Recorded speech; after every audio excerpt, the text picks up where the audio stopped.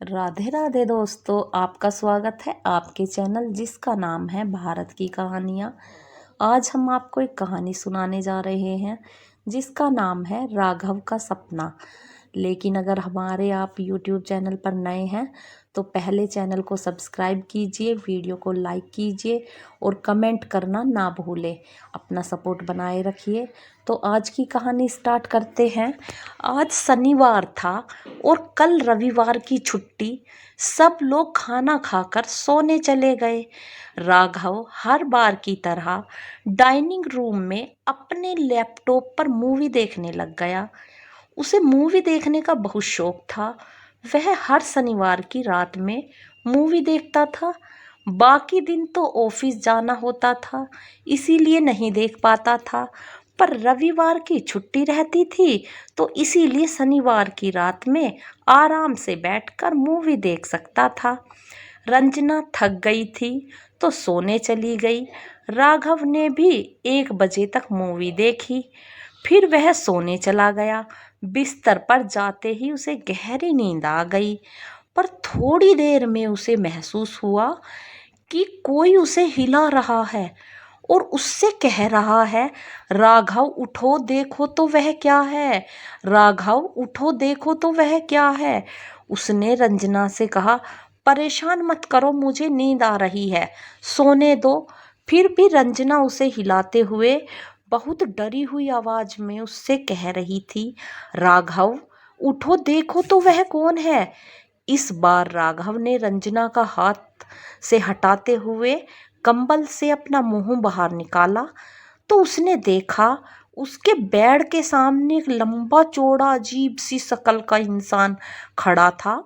उसे देखकर राघव की धिक्की बंध गई। उसके मुंह से आवाज नहीं निकल पाई। तभी उसी की तरह दिखने वाले 2-3 लोग और आ गए। सभी बहुत डरावने लग रहे थे। तभी उन्होंने रंजना को पकड़ लिया और अपने साथ ले जाने लगे।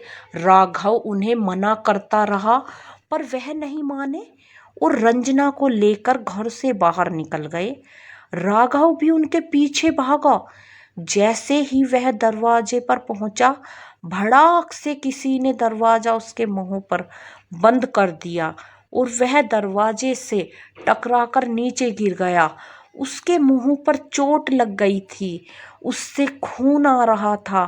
वह जल्दी से खड़ा हो गया और उसने फिर से दरवाजा खोला और बाहर आ गया।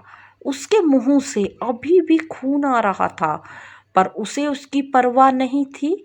वह तो किसी भी तरह रंजना को बचाना चाहता था। बाहर आकर उसने देखा कि वह लोग रंजना को लेकर सामने की रोड पर जा रहे हैं। वह भी उनके पीछे जाने लगा। वह लोग बहुत तेज गति से जा रहे थे। राघव चाहकर भी उन्हें पकड़ नहीं पा रहा था। काफी दूर तक उनके पीछे भागने के बाद राघव ने देखा वह रंजना को लेकर एक खंडर के अंदर चले गए। राघव भी जल्दी से उनके पीछे खंडर के अंदर चला गया।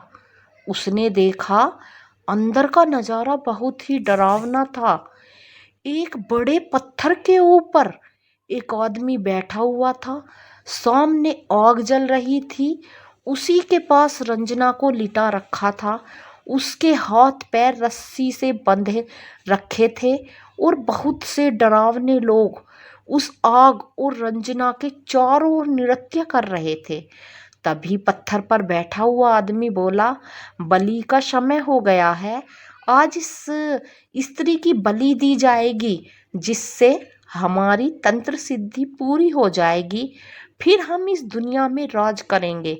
राघव उसकी बातें सुनकर बहुत डर गया।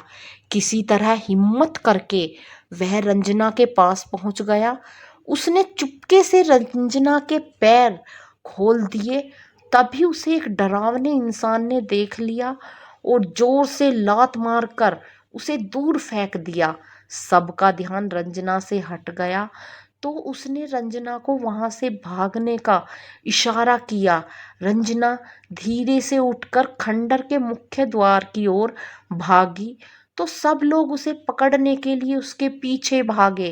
राघव जोर से चिल्लाया, रंजना तेज भागो और तेज। रंजना उनसे डर कर भाग रही थी, लेकिन फिर भी उन्होंने उसे पकड़ ही लिया और बलि देने के लिए ले आए। मंत्रों के साथ रंजना को बलि की चौकी पर बैठा दिया।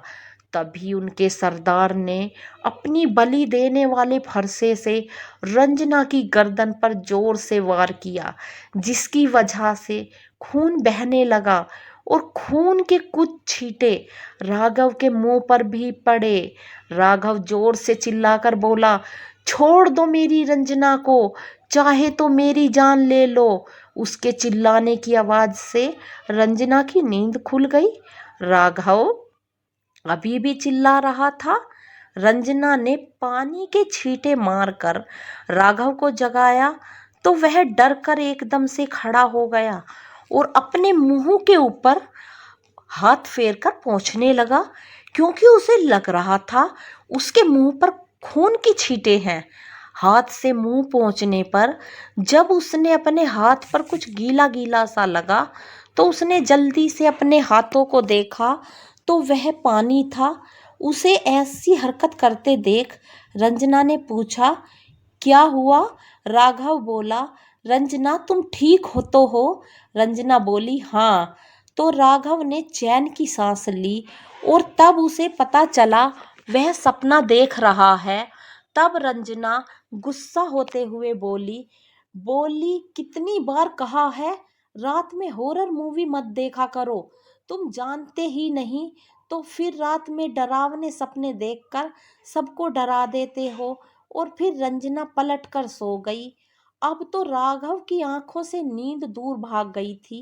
वह सोच रहा था, अच्छा हुआ सपना था, अगर सच होता तो रंजना तो सो ही गई थी, पर राघव का दिल डर के मारे अभी भी जोर जोर से धड़क रहा था।